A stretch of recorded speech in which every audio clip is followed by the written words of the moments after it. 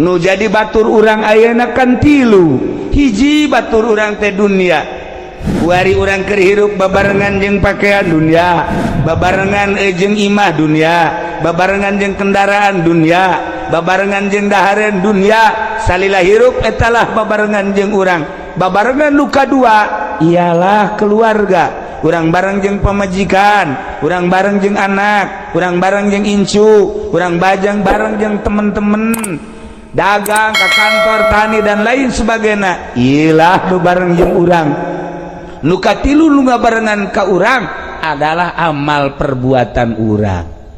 Ketika urang paeh tiluanana nganterkeun dunia kasamak-samakna balik, babaturan urang, keluarga urang, hatta pemajikan jeung anak balik, urang koloso diasupkeun ka jero kubur, nu milu hiji amal urang ka jero. Tek, masya Allah. Ieu nu perlu direnungkeun ku urang. Mulai dibuka tali-talina dikumpulkeun, ya Allah, buka cenah pipina tempelkeun kana taneuh, dibuka anu kuari jadi kebanggaan, jadi parabot ria. Komo awewe mah dipoles heula, mending jang salaki mah jang tukang ojek dipoles. Ya Allah ya Rabb, dipoles, dimimiti putih, datang ka semua hideung, datang ka hideung, datang ka beureum deui. Kos Muhammad Ali ditinju, ieu pipi jadi kebanggaan. Tah, aju dibuka, tempelkeun ka taneuh. Masya Allah kari. Ieu kudu direnung-renung ku urang. Ieu da cenah ieu tongtotkeun. Geus beres. Gelungna gelung. Gelung. Bacaan inna anzalna, gelungna bacaan inna anzalna. Tapi kulantaran urusan maut mah urusan Allah, aya nu kolot tur geringan bae, angel kapaeh, teu paeh-paeh, incuna geus minta cai deui, teu paeh-paeh. Aya anu dipake karesep jasa ku urang lantaran calon pamajikan urang kabogoh urang sabinggu deui rek dikawin ku urang kageleng kareta paeh maot. Nah ieu urusan maut. Rarasaan urang-urang ge lila keneh jasa ka maot. Ai kamari ajengan Syihab di Pako Haji teh maghrib masih biasa keneh, isya masih biasa keneh, kunaon ai subuh aya undangan maot. Ternyata jam 3 teu muriang deui maot. Ai ieu mah Haji Pendi geus kebel paehna. Muskubal sebenarnya mah maksudnya bobogan. Muskubal tirup-tirup.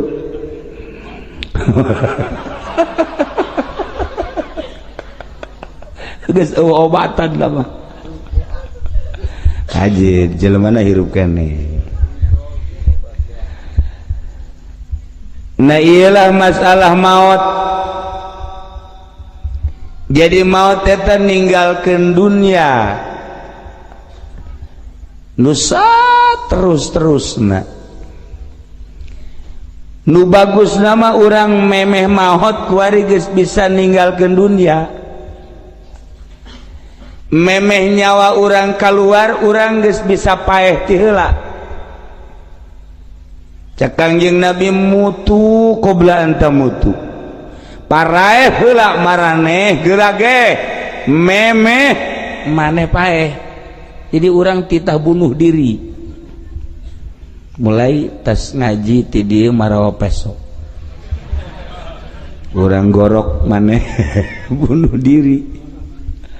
Cak Kangjeng Nabi mutu qobla anta mutu, paraeh maraneh memeh maneh paeh horenganan lain titah maehan diri lain titah urang cara bom bunuh diri lain cara PKI lain komunis lain horenganan memeh urang maut jadunya mah bakal ditinggalkeun paehan heula kahayang urang terhadap dunia abeh begitu urang maut geus eueuh beung berat urang kieu betah mulai malakal maut datang rek maut. Assalamualaikum Haji Pendi. Cek malakal maut. Salam saya. Iya abdi malakal maut. Hah? Malakal maut. Dek naon? Ya tugas kula dek nyabut nyawa sembarangan bae. Jejak malakal maut pan sembarangan. Ulah waka cek Haji Pendi. Cek malakal maut emang berat kanaon nu mantak ulah waka. Kredit datang geus. Loba jasa. Loba jasa. Ketika malakal maut datang ke urang teu siap lantaran loba jasa karesep di jero hate resep kana motor ngahalangan kana ngeunahna sakaratul maut resep kana mobil ngahalangan kana cepetna sakaratul maut resep ka jahe mah kumaha tah mah oh angel jasa angel anu molotot be molotot batas simeuteun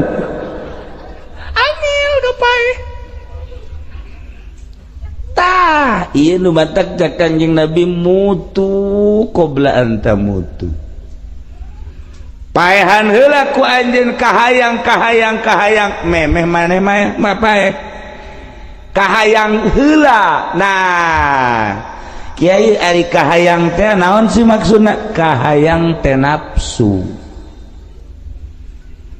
nafsu urang teh lamun henteu dipaehan moal aya ngeunah ibadah ka Allah salat ge salat capek jasa sakitu deuketna ka masjid hampir teu nyauheun ka tihang masjid ieu mah di ditu mah di Subang KTP-na mah urang Sukamulya teu nyauheun kunaon berat nafsu lamun urang ningali orai naga teh nyana kaluar ti leuweung eta orai naga nu mantap kaluar teh lantaran lapar loba dahareun di luar nyana teu kuat kaluarlah ti gunung kaluarlah ti leuweung neangan dahareun naon nu aya disamber ku nyana aya anak kotok tewak aya anak embe hayangnya na ditewak aya anak kebo ditewak aya anak jelema satungtung aya dahareun nyana kukuliaran bae ta eta orai naga meureun urang mun nyaritakeun orai naga mah teu pati warau urang dieu mah orai sanca eta bangi naon bae tewak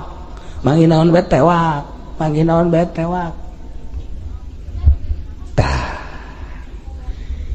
nafsu urang ye nafsu urang lamun nafsu urang lapar nyana keluar set bentuk da kos Haji Pendi gitu saya bentukna itu nafsu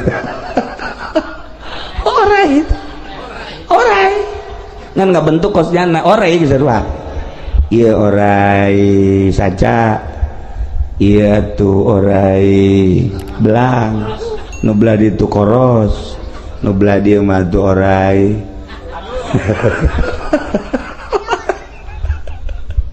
keluar ngan ku Gusti Allah dibentukkeunana kos urang ieu teh sabenerna mah kadeuleuna ku ahli Allah mah orai. Mentak tadi kula barang deuk asup ya imbung aing embung sasalaman loba orai.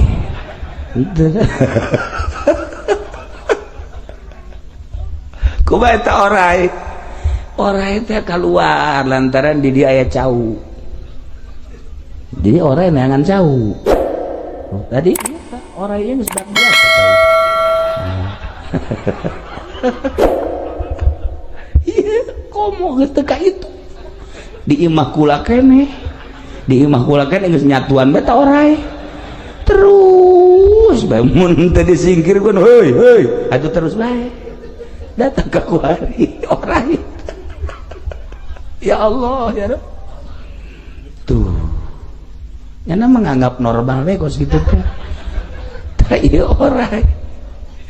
Naon anu bikahayang ku orai direncanakeun. Bahkan orai mah sakadar hehewanan.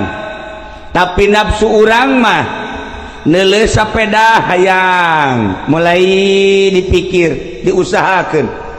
Neuleuh motor hayang, dipikir, diusahakeun. Neuleuh mobil hayang, dipikir, diusahakeun.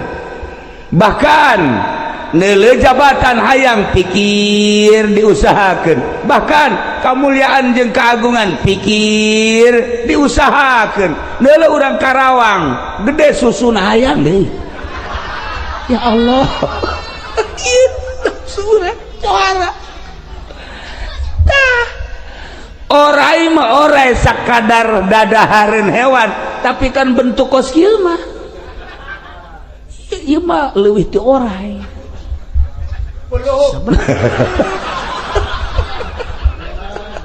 Ya orai. Masya Allah karim. Cak Kangjeng Nabi nu bahaya teh ieu nafsu urang anu digambarkeun seperti orai di mana-mana ieu nafsu urang mikahayang kemudian urang mikir nafsu teh sanggeus tah mikir nya usahakeun terjadilah di jero hate teh urang teh diperintah ku kahayang urang. Terteralah di hati urang gambaran nu dipake kahayang ku urang. Urang hayang motor nyangre di jero hati motor urang. Sanajan urang salat nu kabayang lain Allah sekupi. Nafsu eta kos kitu. Urang hayang apansa sanajan urang Allahu Akbar. Allahu Akbar salat tetap apansa aya bae di hati. Bahkan urang hayang kawin deui jeung nu ngora duit aya urang na atuh gagah mulai usolli sunnatad tahajjudi lijahe Allah. Dia tadi geus lain deui. Wiridan lagi wiridan geus lain wiridan sholawat.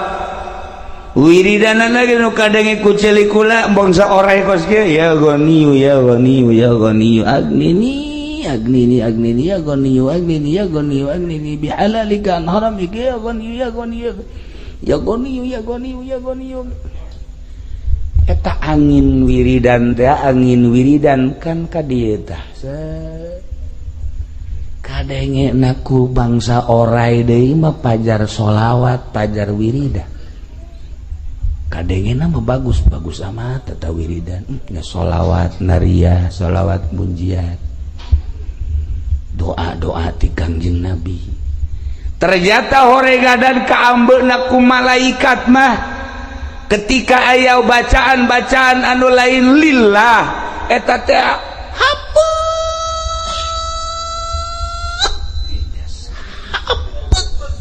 cak urang Sumatera mah hapeu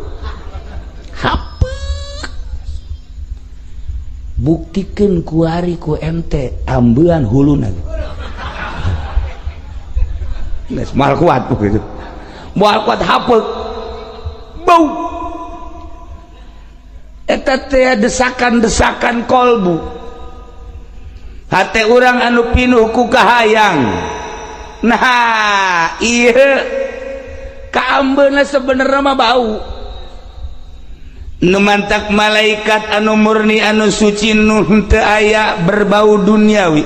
Eueuhnya nama lain awewe lain lalaki teu dahar teu nginum teu sare bersih ngambe potongan orai koski hapeukeun nyana cak orai aing teu betah cak malaikat sebenarnya aing teu betah mun lain tugas mah ngan tugas we nyana di sisi digigir kamu malaikat ieu mah geus bebeja ka ku lagi geus babit bae cenah kieu ulah waka main pamit ulah waka terus bae ulana satungtung aya napasan mah terus bae hapeukeun malaikat ulah ning malaikat para aulia Allah anu geus bisa mutuskeun kasenangan dunia bakal kaambe jelema nafsu-nafsuna hangit bau jeung sajabah-sajabana.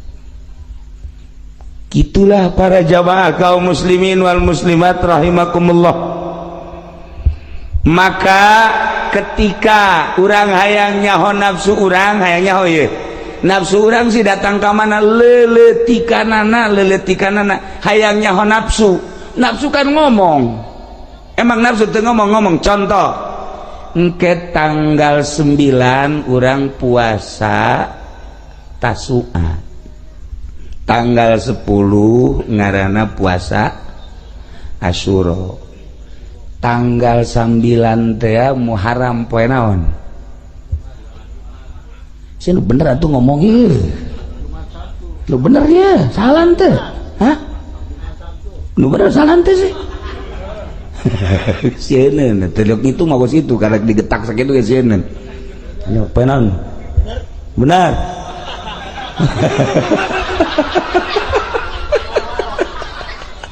boga anak buah ayo mah teu lempeng kabeh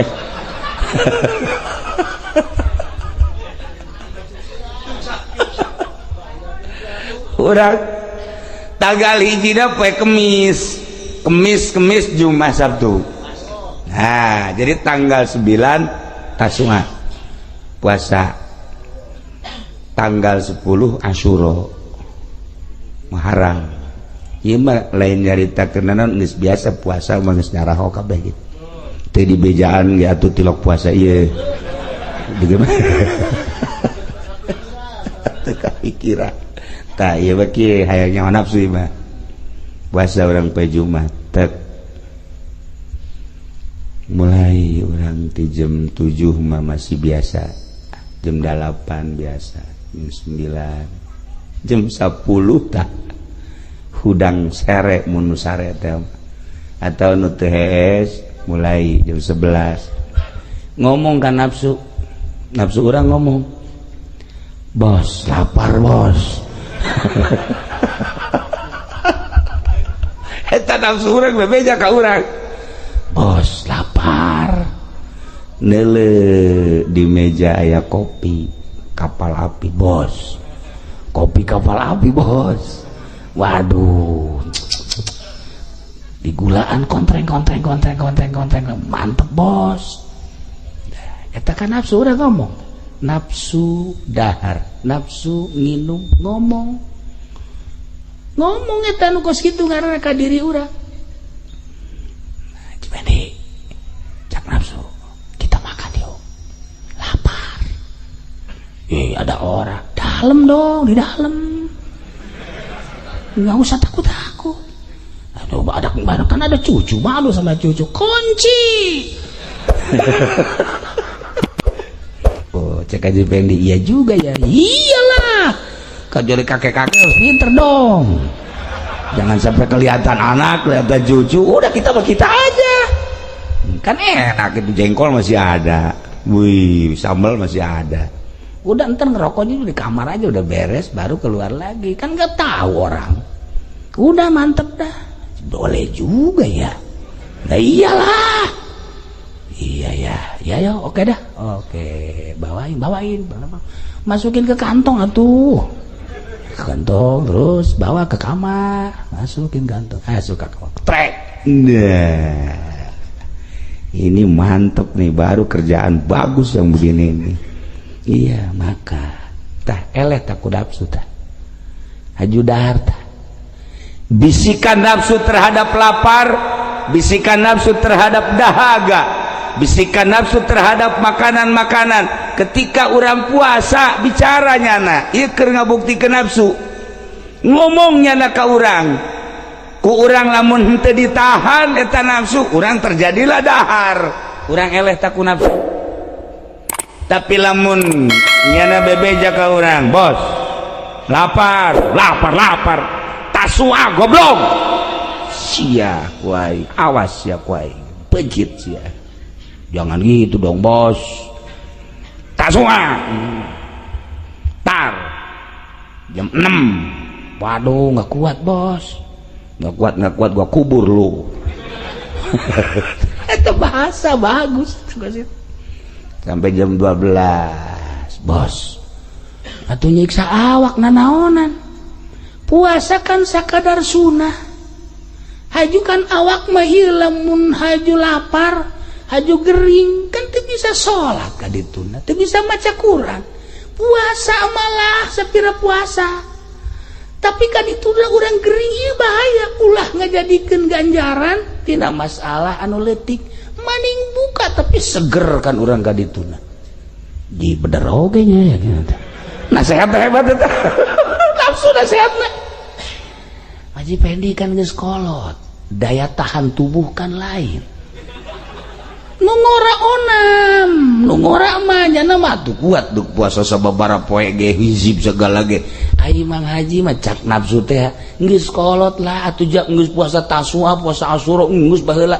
Geus bae ayeuna mah mendingan ge puasa sederhana bae, tapi kan ka dituna gagah bisa dagang, bisa ai sehat, bahkan bisa ibadah nu lain. Lah maning buka bae engke bae jam 1, jam 2. Eta ge jam 2 geus beungang ganjaran ieu ka dituna. Geus cukup sakitu ge bagi orang-orang tua mah. Cek Haji Pede bener oge nya sakeuna ye. Ya geus atulah jam 2 buka, eleh taku nafsu tah. Eleh taku nafsu. Tapi lamun ditahan cek Haji Pede goblok beureun sia.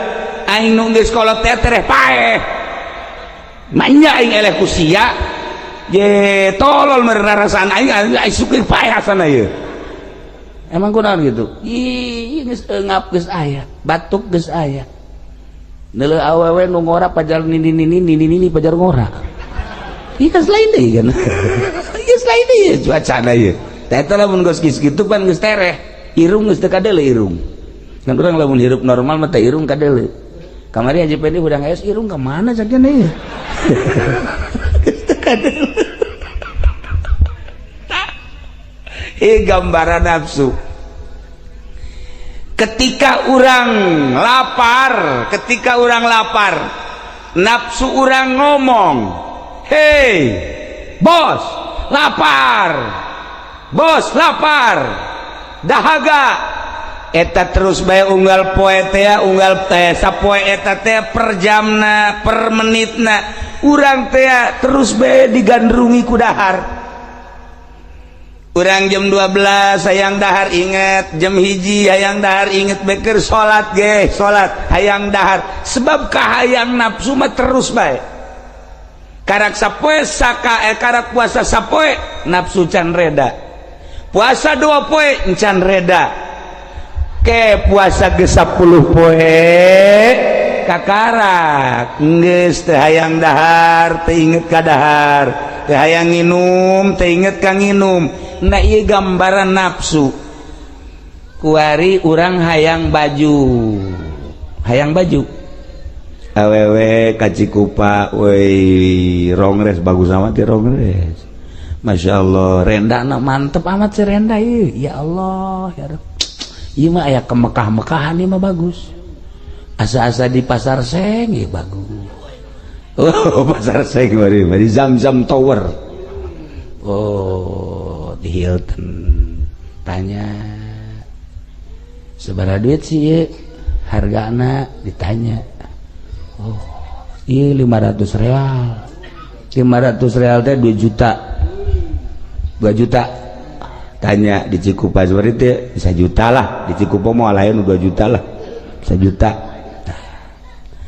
Langsung lantaran encan kabeli nafsu encan cager datang ka imah ge beta awewe hayang boga duit 1 juta kumaha nya ya eng meuli baju hideung bagus rendana ge bagus salat zuhur heula usolli fardhu zuhri 4 rakaatin li baju hideung Allah baju hideung aya bae baju hideung datang ke asar baju hideung aya bae datang ke maghrib baju hideung aya bae datang ke peuting baju hideung aya bae nah ieu nafsu teh kababawa bae ieu keur carita dahar ieu keur carita pakaian keur carita kendaraan nah ieu lah nu ku Kangjeng Nabi dicaritakeun mutu qoblaan ta mutu paehan ta kahayang memeh urang paeh asli satungtung urang teu bisa maehan eta urang moal aya kangeunahan berhadapan jeung Allah kahalanganlah ku eta. Para jamaah kaum muslimin wal muslimat rahimakumullah sedangkeun paeh jelas bapak urang geus maot bapak kolot urang geus maot uyut geus maot mang urang uwa urang geus maot adi urang geus maot bahkan anak incu aya nu geus maot urang ge pasti jasa moal kembang boade paeh ku ayana sakitu paehan heula ku urang kahayang urang nu jadi bahaya ye ieu kahayang ku urang dituturkeun terus sehingga urang lain dititah ku Allah dititah ku kahayang. Lamun urang geus dititah ku kahayang urang engke bakalna ka maca-maca Quran ge dititahna ku kahayang lain ku Allah wiridanana ge dititah ku kahayang mah geus lain deui urang boga kawauh urang Cisoka ya sagelis-gelis teh Cisoka lah tapi kan bogo urang bogo ya bogo ditanya kurang nyiduhannya kumaha Haji Pendi ditanya neng ke mana neng tih banget kos gitu tuh ya tanya baik awas sak Haji Pendi ai isuk baik sia tanya deui baik bener isuk aya deui liwat tanya deui neng ke mana neng ngaca ambo sial teh cak Haji Pendi emang aing teu boga guru kitu di Cisoka. Nah, nista maja utama. Langsung itu. Neng. Naon neng? Heh. Udah sok ditanya, mun kulit putih meunang. Ai hidung leteng gitu mah naonan. Masya Allah, cak Haji Pendi datanglah ke kiai di Cisoka dibere wiridan. Idza qala Yusuf li abihi ya abati inni ra'aitu ahada asyara kawkaban wa syamsa wal qamara ra'aituhum li sajidin.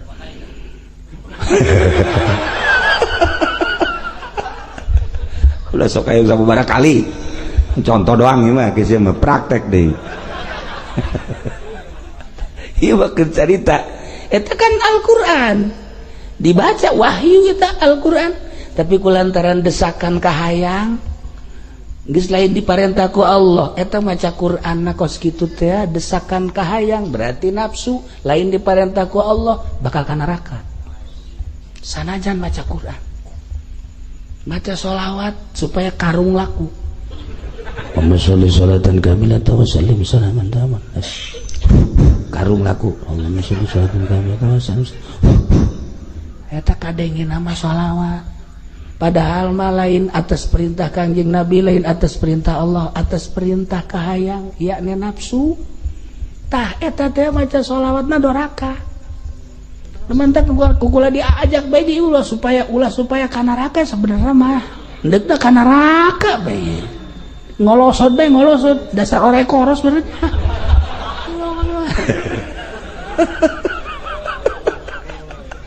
Masya Allah nah iya kukula dek dicaritakeun sote hati-hati urang kan guari keur mengenang kematian sedangkan urang bakal maut. Ai maut tetapan geus jelas bakalna pasti lain bakal lalagaan. Sanggeusna urang memastikan paeh nu jadi batur urang ayeuna kan tilu. Hiji batur urang teh dunia, kuari urang keur hirup babarengan jeung pakaian dunia, babarengan jeung imah dunia, babarengan jeung kendaraan dunia, babarengan jeung dahareun dunia. Salila hirup etalah babarengan jeung urang. Babarengan nu kadua ialah keluarga. Urang bareng jeung pamajikan, urang bareng jeung anak, urang bareng jeung incu, urang bajang bareng jeung temen-temen dagang ke kantor tani dan lain sebagainya. Ilah nu bareng jeung urang. Nu katilu nu ngabarengan ka urang adalah amal perbuatan urang. Ketika urang paeh tiluanana nganterkeun dunia kasamak-samakna balik, babaturan urang, keluarga urang, hatta pemajikan jeung anak balik, urang koloso diasupkeun ka jero kubur, nu milu hiji amal urang ka jero. Tek, masya Allah. Ieu nu perlu direnungkeun ku urang. Mulai dibuka, tali-talina dikumpulkeun. Ya Allah, buka cenah pipina tempelkeun kana taneuh, dibuka. Anu kuari jadi kebanggaan, jadi parabot ria. Komo awewe mah dipoles heula. Mending jang salaki mah jang tukang ojek. Dipoles. Ya Allah, ya Rabb. Dipoles, dimimiti putih, datang ka semua hideung, datang ka hideung, datang ka beureum deui. Kos Muhammad Ali ditinju, ieu pipi jadi kebanggaan. Tah, aju dibuka, tempelkeun kana taneuh. Masya Allah kari. Ieu kudu direnung-renung ku urang. Ieu da cenah ieu tongtotkeun. Geus beres. Gelungna gelung. Gelung. Bacaan inna anzalna. Gelungna bacaan inna anzalna. Anu kamari awak urang lantaran urang mah pejabat teu meunang salah. Kasur ge kudu spring bed bae. Teu meunang salah selimut kudu nu emas. Anu kamari ieu lantaran urang bos. Kasurna AC-na ge kudu meta anu luar biasa. Lantaran kamari ieu urang hirup teh dimumule ku batur. Embung urang hirup ngagoletak sare teh. Tetep kudu make ampar anu bagus, permadadi dan lain sebagainya. Kuari mah eueuh saha. Eta gubernur teu kudu make ampar, eta bupati sarua bae, eta camat teh komo, eta cenah Haji Pendi mah keur ngorana ge teh ieu. Enggeus bandingan ge gebrus. Eueuh amparan eueuh naon. Ya Allah ya Rabb. Nu kamari urang kudu make ampar, kuari mah eueuh ampar.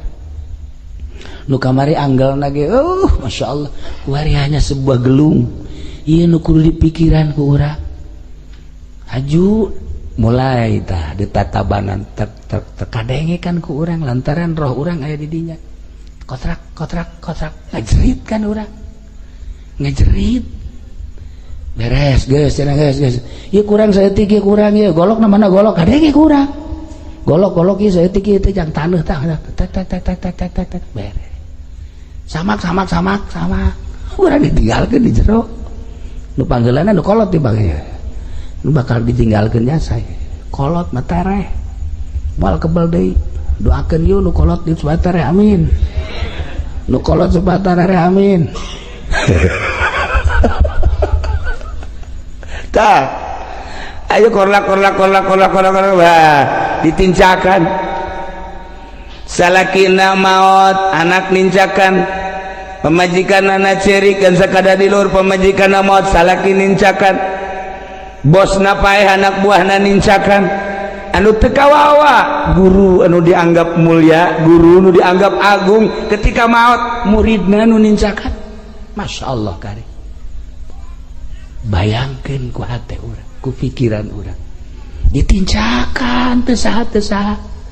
Selesai balik urang ditalkinan La ilaha illallah wahdahu la syarika lah lahul mulku wa lahul hamdu yuhyi wa yumiitu wa huwa hayyun daimun la yamutu bi yadihil khair wa huwa ala kulli syai'in qadir kullu nafsin dha'iqatul maut wa innama tuwaffawna ujurakum yawmal qiyamah wa man zuhziha 'anil nar wa udkhilal jannata faqad faz wa mal hayatud dunya illa mata'ul ghurur.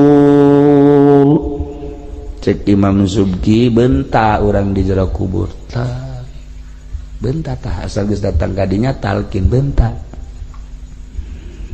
ya Haji Fendi bin Alif langsung oke nganeng uzkuril ahda alladhi kharajta alaihi min dari dunya ila daril akhirah langsung nyekel dia tah oh baik wa hiya syahadatu an la ilaha illallah wa anna muhammadar rasulullah sallallahu alaihi wasallam annal maut haqqun wa annal qabr haqqun wa anna su'ala munkari wa nakiri haqq nyekel tadi ya Allah baik sampai selesai yana hudang kita jol malaikat amal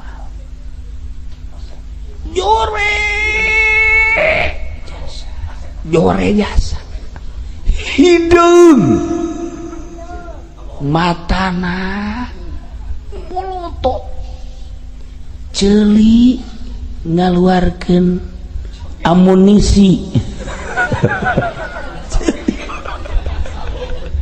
ieu kitu kan ya Allah bau kan otomatis Haji Fendi nanya ayo saha sia saha heula ieu aing batur sia batur ieu aja aing mah teu boga babaturan kos gija aing mah babaturan aing mah tarus di Jakasep sakieu mah Anas da sakitu mah atuh dibandingkeun jeung nu di Cisoka mah itu ieu je bararagus kabeh ge ieu mana ye ai eta wiridan ilqala yusufu li abihi teta jadi aing oh ai eta maca sholawat teh harita anu henteu ikhlas lillahi taala ta jadi aing ya Allah ai eta puasa muasaan karung ta jadi aing kadeulina bapan sia ibadah padahal mah eta hayang ngabentuk dunia ta jadi aing ku ari hayu sia tahajud pan tengah peuting hayang warung maju jadi aing anu paling parah waktu siang ngabonceng si Mbak anu susuna ditukar jeung baso teh atanya aing jadi gos ieu ye jak aja beda tuh ka ditu moal bisa aing mah ti mimiti ayeuna dek milu bae jeung sia ka ditu terus aing mah ti mimiti ayeuna terus dek milu datang gairat terus aing mah dek milu kas gedeung deui ge bakal aya malaikat munkar nake disiksa sia tanggung jawab aing. Coba engkau inek milu terus datang ke mahsyar, datang ditimbang amal, nyebrang di jembatan Siratal Mustaqim, aing milu terus. Ih, cak aja pede atau aing isin. Untuk isin itu bukan milu aing. Ieu nu kudu direnungkeun ku urang, nu kudu dibayangkeun ku urang supaya salat urang bener-bener lillah, supaya puasa urang bener-bener lillah, supaya usaha urang bener-bener lillah, supaya ngaji urang bener-bener lillah. Lantaran lamun lain lillahi ta'ala terjadi amal wa ma umiru illa liya'budullah mukhlishina lahud din mukhlisina na ieu dalam rangka merenungkeun kematian sesuai jeung nu ku urang kuari keur didoakeun urang ge kapan bakal urang kuari salat lempengkeun salat urang ka Allah urang isu puasa insyaallah lempengkeun puasa urang ka Allah urang maca Quran lempengkeun maca Quran urang ka Allah urang ngaji lempengkeun ngaji urang ka Allah urang sedekah lempengkeun sedekah urang ka Allah abeh bener-bener jadi amal urang ketika amal orang mukhlishina lahuddin, salat orang ikhlas, puasa orang ikhlas, baca Quran orang ikhlas, sedekah orang ikhlas, kabeh ikhlas, bakal ngabentuk amal orang kasep keluarga. Eueuh lah di dieu malah nu kasep. Ieu mah potongan monyet kabeh. Eueuh nu kasep. Jangan nu kasep mah. Kasep mah di mana? Nu kasep beungeut mah ambalaya, nu kasep hate hese. Urang neangan nu kasep atuh babari cikupa diteureup tapi kasep hate. Kos urang neangan awe nu geulis atuh babari jasa. Beuh dicitra ambalaya nu antingna sabelah beda sabelah detik. Nu bukna beureum sabelah ejo sabelah atuh aya. Ja urang dieu panu sok kadinya nah ge. Atuh malaya atuh neangan nu geulis mah. Deuk nu hideung nu putih wah balaya. Tapi nu hese ge anu geulis hatena. Urang boga pamajikan geulis rupana tapi hatena teu geulis capek. Tapi urang boga pamajikan jore beungeutna hatena geulis masyaallah indah. Urang boga pamajikan jore teu sabaraha tapi jore ge kadele ku batur kurang makan geulis pasti. Lain walah. Atuh si eta mah kitu bae cenah mah. Asal urang daek berarti bogo geulis cek urang relatif kan geulis cek babaturan urang teh eta pamajikan teh pan kitu amat kitu ge rupana hatena geulis coba buktikeun hayu begitu nyana ka masjid ti isuk datang ka magrib pamajikan teu nanya-nanya sugan ka haji di mana ka haji teu sadaek nanyana sebab bersih hatena sebab lamun nyana usil atuh bisa ditinggalkeun kan garada ge jore tah ieu geura malah mah ka tetangga mau teh tahlil ka ditu tahlil aya pengajian ka ditu ka ngaji kakak ieu geus pokona mah ka mah geus ka ditu bae kula mah geus pokona imah bae geus insyaallah ngadoakeun geus walah yang aya naon hase bersih mah nah urang ninggalkeun deuk saminggu ka mana geus eueuh pikiranna naon deh eueuh pikiranna naon melang naon deh ditanya emang ente teu melang ka pamajikan henteu bisa berapa ini saminggu emang teu mer dosa anu daekeun kan kos kitu urang da tenang pamajikan bebas geunah eta geulis hate coba urang boga pamajikan geulis urang ninggalkeun ka karag sapedeng aya saha di imahnya. Waduh asana cocodot dia. Bahaya. Oh, komo aju di SMS dengan jawab baru, geus puyeng. Salat ge inget ka pamajikan bae. Boga pamajikan jore mah tilok inget ka pamajikan. Allahu Akbar. Geus, mantap kula bae inget ka pamajikan teh aya nu kieu ye. Aya jelema foto pamajikanna dibawa bae. Masyaallah, tamah hebatnya satang.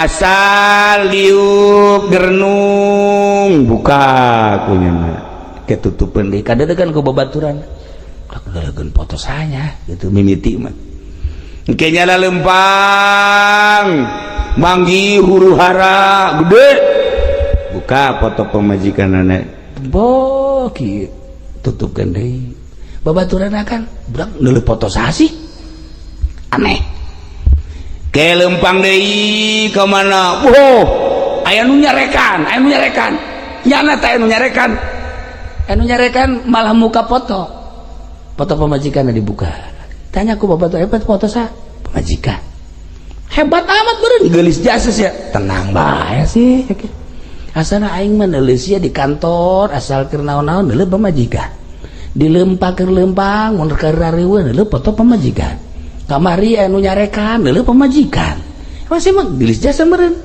tah ieu buktina jakos kieu bae aing mah nu mantak ieu foto pamajikan teh dideuleu deui aing asal neuleuh foto pamajikan beringan beban aing pan bisa ringan lantaran walakna tanding jadi aing mah neuleuh mohon bae problem-problem asal dibandingkeun jeung pamajikan leutik jaknya dan mata aing kemarin carekan ke ku jelema bandingkeun jeung panyarekan pamajikan aing wah naon tenang aing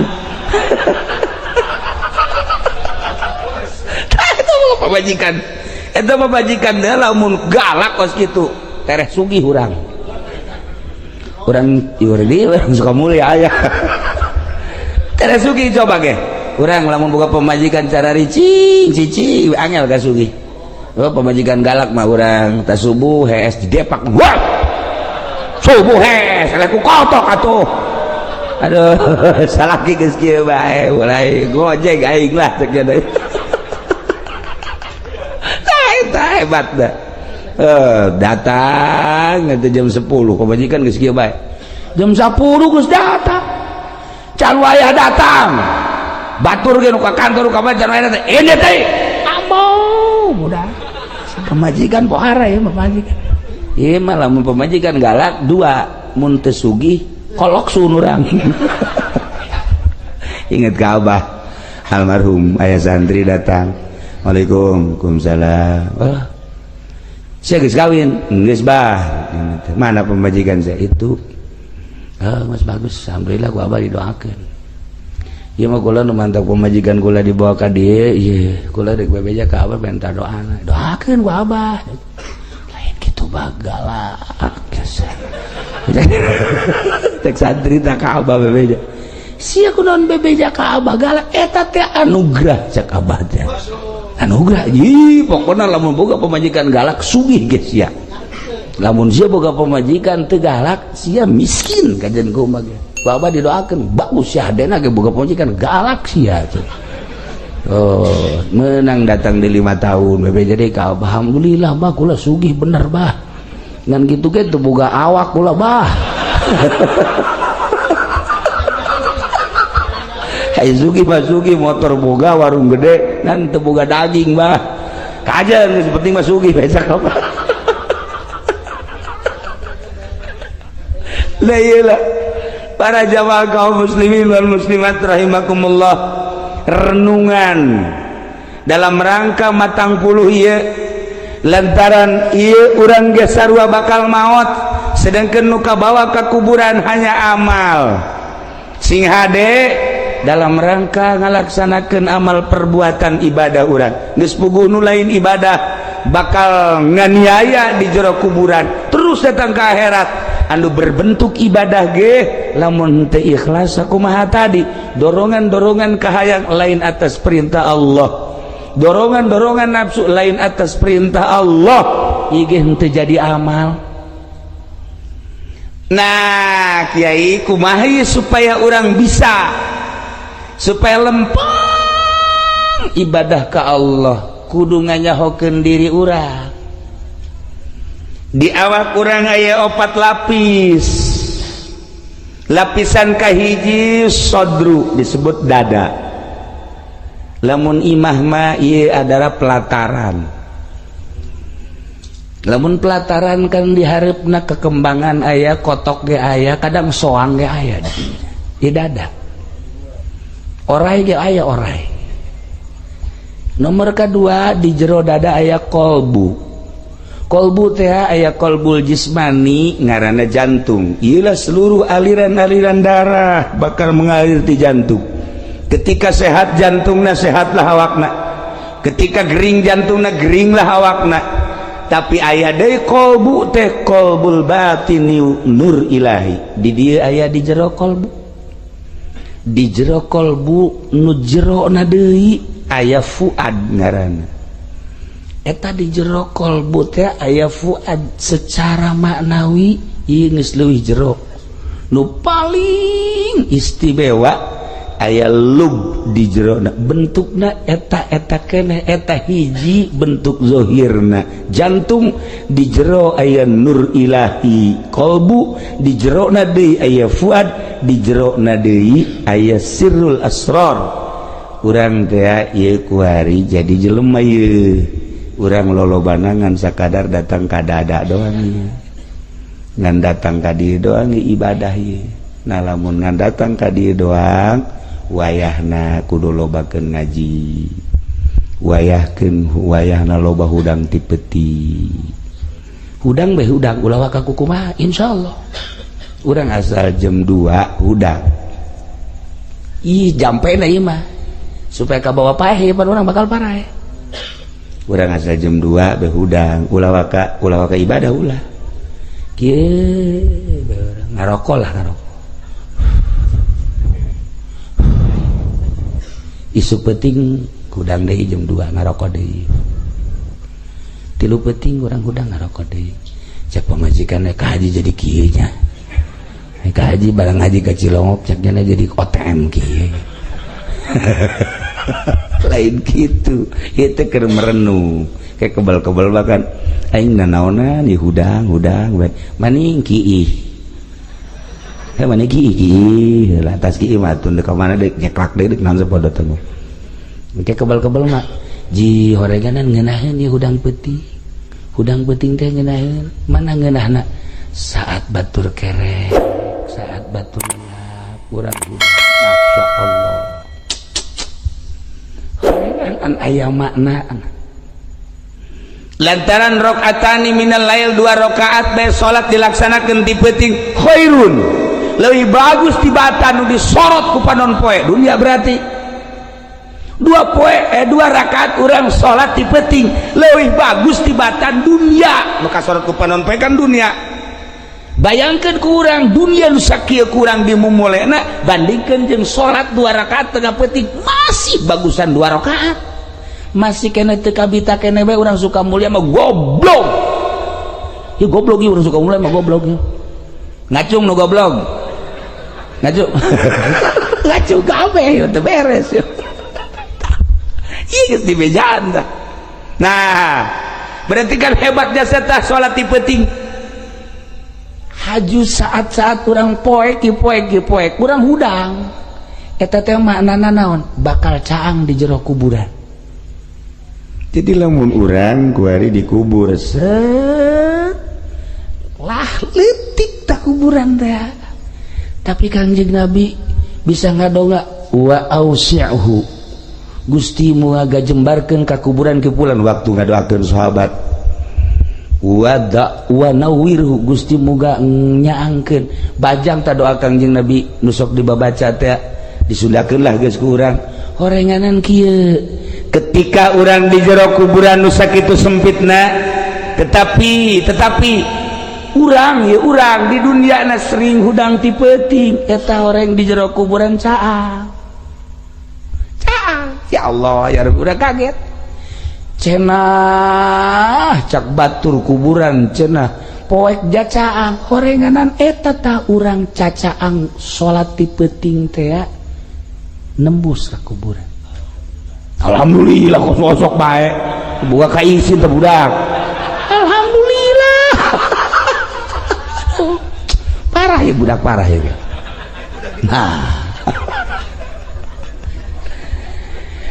cedakan di kuburan teh panas lantaran sempit tapi ternyata tingis di kuburan horenganan eta jariah jeung ngajembarkeun hate fakir miskin ketika yatim piatu sakedeung deui ketika yatim piatu dedeleuannyana batur mah baragus pakaianana jaboga bapak aing henteu ketika batur dahar daging ngadahar lalaun sakitu lobana pantes janyana mah boga indung bapak aing henteu ketika batur seserian jeung indung jeung bapa jeung kakak jeung sajabana ja aing mah henteu boga hirup nu ngelan sorangan liuk eueuh ragab teu aya hayang dahar ngeunah hese hayang pake bagus hese kan komo kendaraan mah geus hiji ngagantung ilah yatim piatu ngaranna ketika ku urang dibere duit ceng ieu tah nya neuleunyana saya Masya Allah Imam Haji Pendi mohon barang dideule 1000 tak ku galedeng sugan teh dek bunga 1000 atuh kira-kira disoekeun muka ku yatim teh tak jang haji Masya Allah tapi begitu set ceng beres 1 juta nyana neuleuh ka dieu ieu saha kula kena di mana ulah yang nyaho ieu si Mama Haji urang dieu Masya Allah Mama Haji mudah-mudahan dibere jembar Mama Haji mudah-mudahan dibere sugih mudah-mudahan dibere bisa kawin deh mudah-mudahan kadang ku pamajikan tah kitu malulu. Nah iya kajembaran hati yatim, kajembaran hati fakir miskin anu teu tadina sempit jadi jembar, rasakeun ke di jero kubur, rasakeun ke jero kubur. Mun teu percaya paeh ge teu lagi. Ya Allah ya Rabbi, ieu kula mah deuk gambar-gambarkeun nu bakal kajadian di jero kubur. Urang bakal maot sakedeung deui urang lebaran yatim ngan ulah dipamer-pamerkeun, dulur yo ti kula dulur ya ulah geus bae aya yatim gade sia gade boga teteh teu sia aya sakieu teteh sia geus gede umur 17 jakeun ka hajinya ya jang sia neraka deui bae tuh nyogok tuh pangaranna bere yatim keur mejeuna hate ana mangkerut dibere ku urang jembar jadi kajembaran di jero kubur, cak batur sempit lega. Miskin aduh geus kieu bae kenaon mang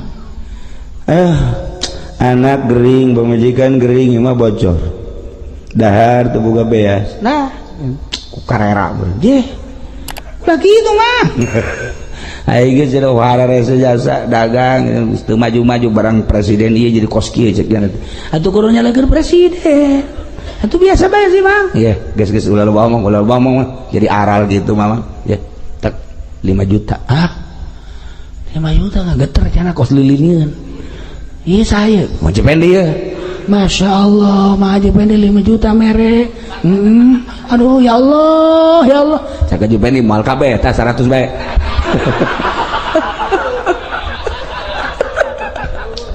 pengkhianat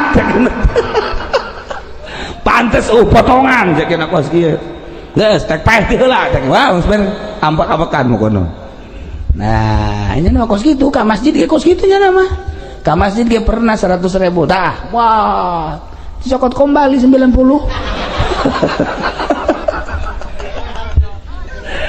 diadab jasa sempit pasti kuburannya sempit atuh ya DKM jadi sempit pikiranna anu bagus mah tah ye mah haji 100 tah 500 jembar lega kuburan begitu diberes 100.000 tah DKM kembalian sempit deh kan sempit dijamin sempit lah kuburan tah ieu gambaran-gambaran kade ya ketika poek di jero kubur ternyata ku hudang peuting jadi caang yakinkeun ketika sempit di jero kubur urang bisa ngajembar-jembarkeun yatim piatu ngajembar-jembarkeun fakir miskin bakal lega kuburanana dan lain-lain tiis bakalna ketika urang mere jariah ke masjid tiis aya ASEAN lamun mere kipas leutik we kipas da anu sasada teh war di masjid pun sok aya tah war eta mangke leutik di jero kuburan lah sagede liang jarum gente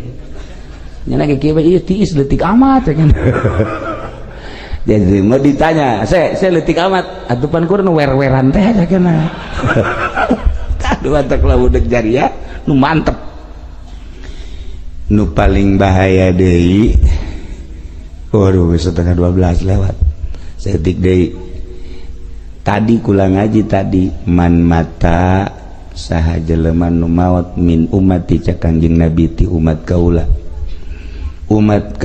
maot wa amila amala qaumil Lut nyana boga pagawean kos kaum Kanjeng Nabi Lut homoseksual lalaki bogoh ka lalaki awewe bogoh ka awewe lesbi naqalahu kubrahu Allah mindahkeun kuburanana ilaihim ka kaum Kanjeng Nabi Lut jelema nu homosek di Sukamulya nyana terus ngalaksanakeun homona lesbi nyana ngalaksanakeun paeh nyana teu tobat sanajan dikubur di Sukamulya gali gerage setelah beres baralik gali deui moal aya di kuburan eta pasti dibawa ka ditu ke Sodom Yordania dihijikeun jeung kaum-kaum Kanjeng Nabi Lut Masya Allah dihijikeun paeh di Cikupa hijikeun ka ditu abeh kumaha engke yusyaru yaumal qiyamah ma'hum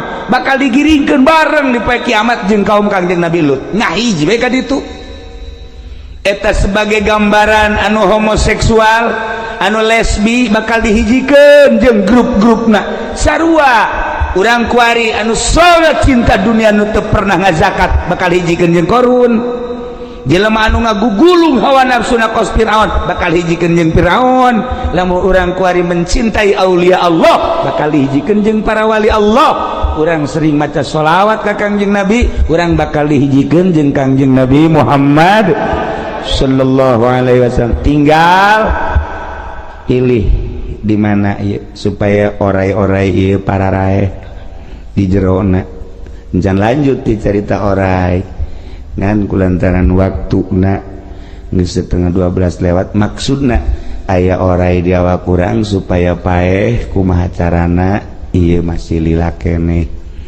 masih kudu aya sajam 2 jamna deui lain tanggung paeh sia